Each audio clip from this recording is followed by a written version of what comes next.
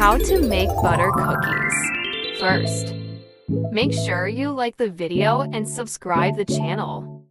Let's begin.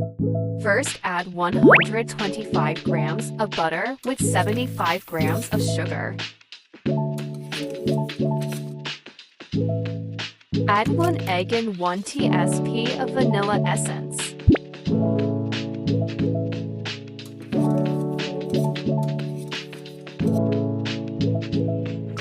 Add a 1/2 teaspoon of salt. Sieve 150 grams of flour.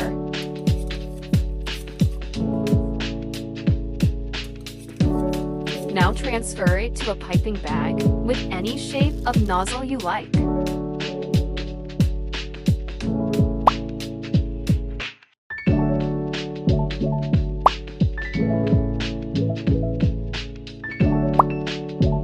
Bake at 150 C for 15 minutes.